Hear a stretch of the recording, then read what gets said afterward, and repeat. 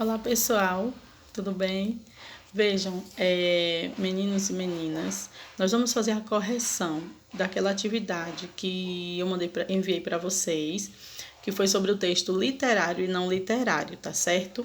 Só recapitulando aí o que é o texto literário e o que é o texto não literário, tá certo? O texto literário, vocês lembram que é aquele que é mais subjetivo, que traz as palavras no sentido mais figurado, lembram do sentido conotativo das palavras, é aquele texto que tem a função poética, lembram disso? Que preza mais pela aparência, pelo que vai estar sendo apresentado, né? E a linguagem é subjetiva, certo? E no caso do texto não literário, é aquele texto que é útil, né? Que traz uma linguagem objetiva, uma linguagem clara, direta, como no caso das reportagens, das receitas, tá? E usa mais a linguagem denotativa, o sentido denotativo das palavras, tá certo? Vocês estão lembrados a questão do sentido denotativo e conotativo, lembram? O conotativo é o sentido figurado da palavra. Por exemplo, se eu disser assim, esta é a chave que resolve essa questão. Veja, a palavra-chave aí quer dizer que não é no sentido do objeto, né? Essa é a chave que resolve a questão, quer dizer que é a solução daquele problema, tá certo? E se eu disser assim, a chave emperrou na fechadura? Aí eu estou falando do objeto. Então, nesse caso, eu estou usando o sentido denotativo da palavra, tá certo? Então, vamos lá. Vamos para a correção da atividade, que foi aquela que eu mandei para vocês. Acho que é o fascículo 4, tá certo? E eram duas questões. A primeira tinha 2 textinhos, tá? No primeiro texto, o primeiro texto é assim: receita para lavar roupa suja. Mergulhar a palavra suja, olha, mergulhar a palavra suja em água sanitária. Depois de 2 dias de molho, coará o sol do meio-dia. Algumas palavras, quando alvejadas ao sol, adquirem consistência de certeza. Por exemplo, a palavra vida, tá? Então, agora, nunca vi palavra tão suja como perda. O aconselhado, nesse caso, é mantê-las sempre de molho, em um amaciante de boa qualidade. Agora, se o que você quer é somente aliviar as palavras do uso diário, então pode usar simplesmente sabão em pó e máquina de lavar, tá certo? É um poema aqui de Viviane, tá certo? E é um fragmento, tá certo? São fragmentos. Aí no texto 2, vocês têm isso aí, tá, gente? Esse material tá com vocês. O texto 2 é o texto, o conto de fadas da princesa moderna, que diz o seguinte: era uma vez uma terra muito distante. Numa terra muito distante, uma linda princesa, independente e cheia de autoestima. Ela se deparou com uma rã enquanto contemplava a natureza e pensava em como o maravilhoso lago do seu castelo era relaxante e ecológico. Então a rã pulou para o seu colo e disse: linda princesa, eu já fui um príncipe muito bonito. Uma bruxa má lançou-me um encanto e transformei-me nesta rã asquerosa.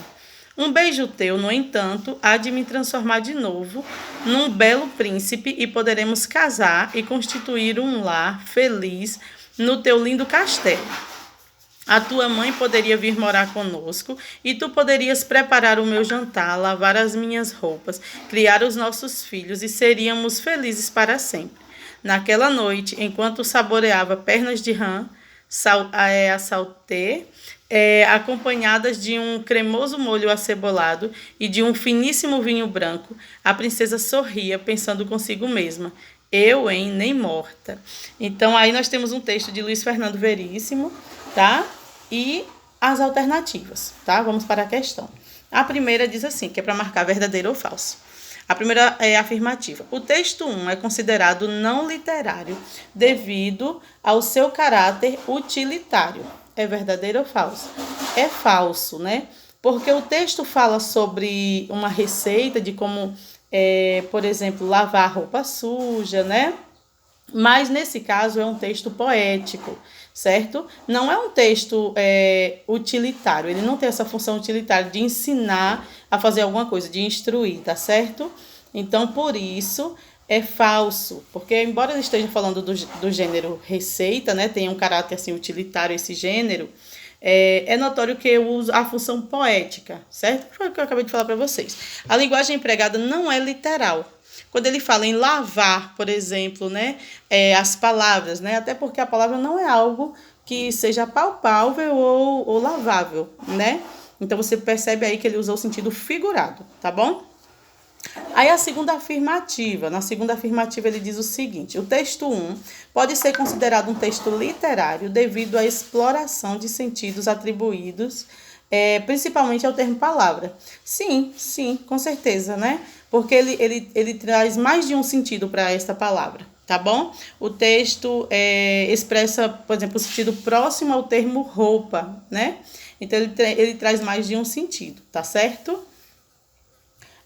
A terceira afirmativa. A terceira afirmativa. O texto 2 é nitidamente um texto literário, pois usa elementos fictícios, não mantendo uma aproximação com a realidade, uma vez que se observa elementos imaginativos, como uma bruxa e um sapo falante. Veja, esses elementos são característicos do texto ficcional, certo, gente? Então, por aí já se percebe que ele é um texto literário.